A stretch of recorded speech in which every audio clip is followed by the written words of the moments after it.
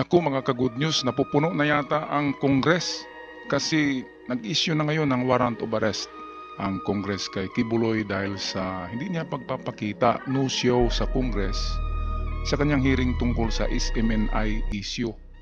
Kaya ito, pakinggan natin ang news galing sa Frontline Pilipinas. No show ulit si Kingdom of Jesus Christ founder Pastor Apollo Kibuloy sa hearing sa Kamara kanina. Mula nitong Disyembre, hindi na sinipot ni Pastor Kibuloy ang House Committee on Legislative Franchises na dumidinig sa umunoy mga paglabag ng Sunshine Media Network Incorporated o SMNI sa kanilang prangkisa.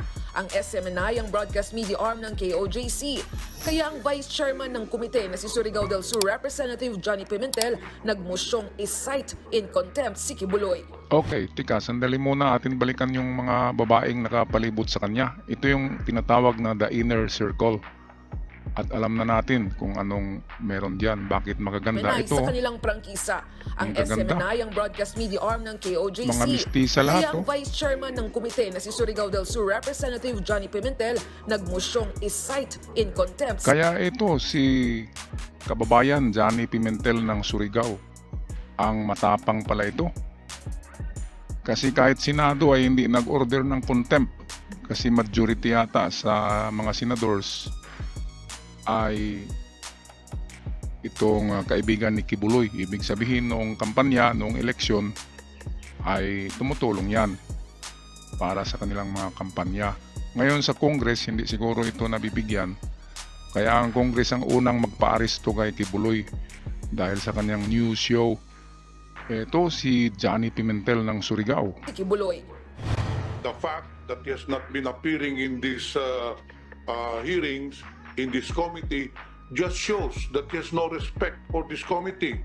It just shows that he acts like God, he acts with impunity.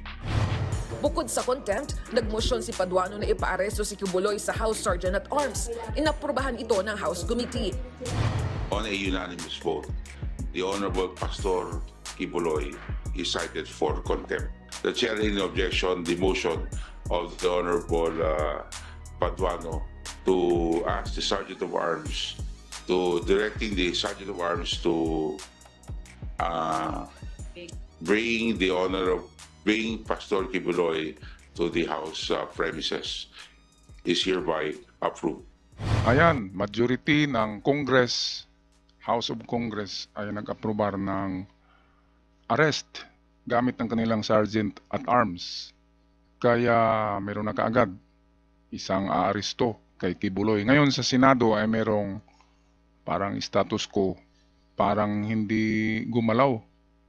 Kasi kahit yung kanilang majority floor leader sa Senado, si Suberi ay nag-request kay Hontiveros ng itong show of cause.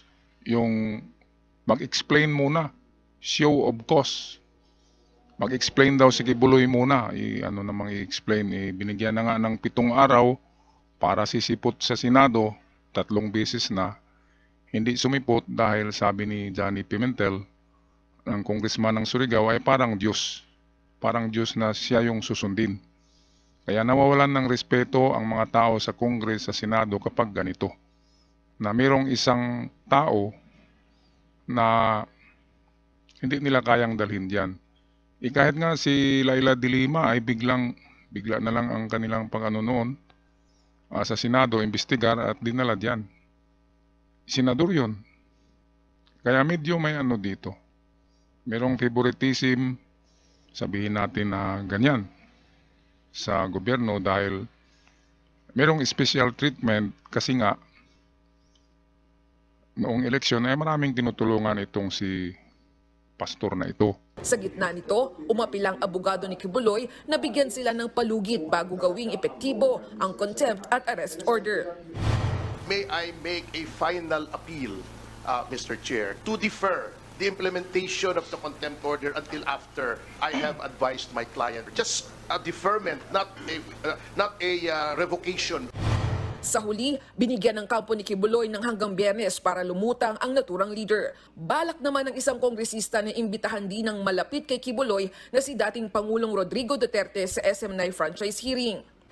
In a proper time, Mr. Chair, I will also move to invite then former President Duterte. Ayan ang mas lalong merong favoritism dyan. Kasi alam naman natin na malakas yang si Tatay Digong. Kaya magkaroon yan ng parang neutralism sa Congress. Pero doon sa Senado ay majority pa rin pabor kay Kibuloy dahil yung majority floor leader ay pabor sa kanya. At humingi nga ng ilang araw pa ba na pag-explain daw kung anong nangyari. Pero hindi yung contempt. Explanation pa yun, show of cause. At diyan makikita natin na mayroong binigay na magandang pabor. Kasi ilang linggo na ba, buwan na hindi siya nagpapakita. 3 hearing, 0 presence si Kibuloy. Kaya kung ganyan na patatagalin yan, magastos lang yan. Kasi bawat hearing ay mayroong budget yan. At nababawasan ang pera ng bayan dyan dahil lang sa taong yan. Kasi siya yung in-involve as o pinasahan ng property. Kamakailan lang nang italaga si Duterte bilang administrator ng mga ari-arian ng grupo ni Kibuloy. Sa parehong pagdinig, lusot sa House Committee ang House Bill No. 9710 o panukalang nagsusulong na i-revoke o bawiin ang prangkisa ng SMNI. This committee, I believe, was able to establish violations of Suarasug to their franchise. So under the ruling of the Supreme Court, we must exhaust all legal avenues, in other words, due process. Eto si Zubiri, lumitaw din ang kanyang kulay kung saan siya pumanig. Gamitin daw ang lahat ng paraan, legal avenues. Binigyan na nga ng 3 hearing na hindi lumutang para mag-explain doon. Kasi wala naman talagang lulutang. Ayon sa mga iba pang source ng mga balita ay wala na sa Pilipinas si Kibuloy. Nanigurado na ito kasi ang iniiwasan niya ay ang FBI kasi pinalabas na yung seal, yung pagbukas ng silyo ng kanilang sobre ng warrant of arrest sa FBI sa Amerika yan.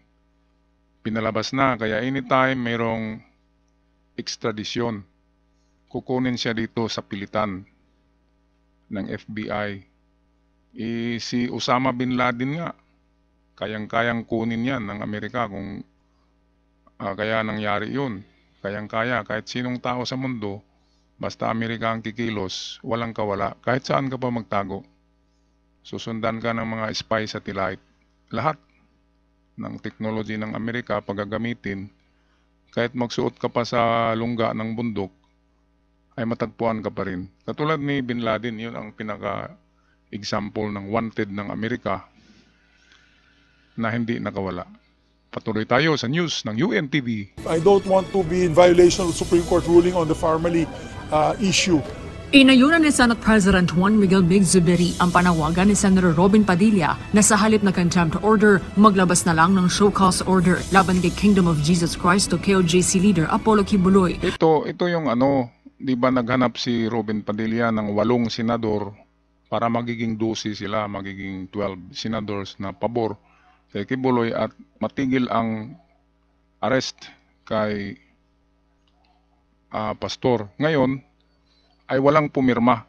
Kaya ang nangyari, gumawa na naman sila ng request ngayon kay Hontiveros na ipagpaliban sandali at bigyan ng pagkakataon na mag-explain si Kibuloy o ang kanyang mga tauhan dyan. Kasi hindi naman talaga yon magpapakita. Maano siya dyan. Kapag nandyan siya sa Senado, ay mapahiya siya kaya hindi yan lalabas. Ay papadala niya ay ang kanyang mga legal counsel or attorneys. Ngayon, ay nasa kamay ito ni Hontiveros kung papayag siya. Kasi majority ng gustong ipa-arrest si Kibuloy, majority ang grupo ni Hontiveros. At minority lamang, 4 lang ang pumirma doon sa kay Kibuloy. Pero yung 4, talagang malakas yun. Pang-5 yata si Zubiri pero hindi pumirma. Pero siyang nag-decide na mag-request pa rin ng ilang araw na naman. Kaya patuloy tayo, pakinggan natin si Hontiveros kung anong masabi niya dito. Alinsunod anya ito sa desisyon ng Korte Suprema sa kaso noon ng investigasyon ng Senate Blue Ribbon Committee sa Farmally issue. Paliwanag ng senador, dapat munang gawin ng Senado ang lahat ng legal na paraan para pagpaliwanagin ng resource persons kung bakit hindi dapat ito mapakontempt ng komite sa Senado. So, ang request ko kay Senator Risa, all she has to do is come up with another committee hearing really quickly, maybe today, maybe tomorrow or Monday, to order a show cause order, to give a show cause order. Pag nag-show cause order si Ma'am Risa at hindi pa rin satisfactory yung explanation, sagot, at tayo talaga pumunta dito, then it is ministerial on the part of the Senate to release the issue or the... Ang kasama ko po sa komite ay nag-object. At dahil doon, ayon din sa rules ng Senado, binigyang daan ng chair na magkaroon ng 7 araw upang makabuo ng majority ng mga miyembro ng komite para mag-object. Ayan, yan yung sinabi ko na 7 araw pala binigay kay Robin Padilla para maghanap pa ng kanyang kasama kasi 4 na lang sila. Kapag magiging 12 ang pipirma na senador pabor kay Kibuloy, hindi matuloy ang warrant. Ngayon ay lalong humiwalay si si Ejercito, kaya nagiging 4 at wala nang pumirma, pero yung mga natitira diyan sa Senado tahimik lang yan, pero pabor pa rin yan kay Kibuloy. Kaya ito minority sila Lisa Hontiveros. Ayan, kaya sabi ni Hontiveros ay binigyan na ng 7 araw. Nag-object sila na ipagpatuloy pa rin ang warrant of arrest. May president po sa mga ruling ng Korte Suprema at maging na po sa mga dating idinaos na mga pagdinig ng mga komite, maging ng Senate Blue Ribbon Committee dito sa Senado, na nagpatuloy kahit po meron na pong tumatakbong mga kaso sa korte. Ayan, sabi nga ni Binay, yung assistant nitong Senador Binay, pangalawa kay Hontiveros, ay first time daw nangyari sa Senado na ganyan, na hindi lumilitaw ang tinawag at nagpapa-hard to get pa. At first time din na magbutuhan para mawalang sala na rin sa Senado. Kaya kapag ganito ay mabago ang ruling ng Senado tungkol sa mga ganyan na investigasyon. At ang mga tao, of course, hindi na ganong maniniwala. Mabuti pa yung Congress. Lower house yun, pero upper house ang Senado. Pero takot sila kay Kibuloy. Pero sa Congress, sa lower house, matatapang atao. Si Johnny Pimentel, kababayan ko yan. Matapang pala yan na tao at hindi pala yan kaibigan ni Kibuloy. Kaya ganyan ang nangyari. Sa Congress, meron ng warrant of arrest. Majority decision. Wala pang anunsyo ang opisina ni Senator Hontiveros kaugnay sa pinal na desisyon sa contempt order, pero hihintayin nila ngayong araw ang mga senador na tumutol sa pagpapakontempt at pagpapaaresto laban kay Kibuloy. Ngayong araw, March 12, ang deadline ni Senator Padilla para makakuha ng 8 pirma para harangin ang contempt order laban sa religious leader. Kahapon yan, yung deadline na yan kay Mr. Suabe, pero wala talaga siyang nakuhang pumirma. Kasi alam ng mga senador na talo talaga si Kibuloy sa kaso na ito. Kasi ang dami-daming kaso. Pero yung mga kaibigan ni Kibuloy hindi pumirma laban sa kanya. Parang nag-abstain lamang. Para makita niya na kaibigan pa rin. Friend in need, friend indeed. Yan ang nangyari. Noong nakaraang linggo, 4 na senador ang pumirma para baliktarin ang contempt ruling ni Senator Hontiveros. Si Senator Nancy Binay, na Vice Chairperson ng Senate Committee on Women, Children, Family Relations and Gender Equality, isiniwalat na pinili niyang hindi pumirma kontra sa contempt order. Irirespeto ko yung desisyon ng chairperson dun sa pag-cite ng contempt. Hindi rin naman kasi katanggap-tanggap na hindi natin i-require na mag-attend yung isang isang imbitado sa Senado. Parang if ever first time ata sa history ng Senate kung natuloy itong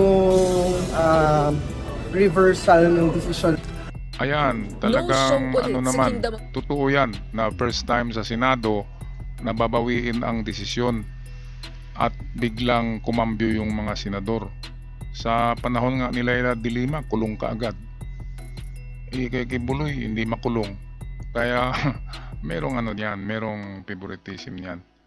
Pero matagal na yan na pag ano ni Kibuloy sa Senado, sa politiko sa Pilipinas, parang binibigyan niya ng mga tulong yan para pagdating ng ganito ay meron siyang parang larong chess, meron na siyang mga tauhan doon. Alright, so huwag kalimutan mag-subscribe mga ka-good news sa ating channel for more videos.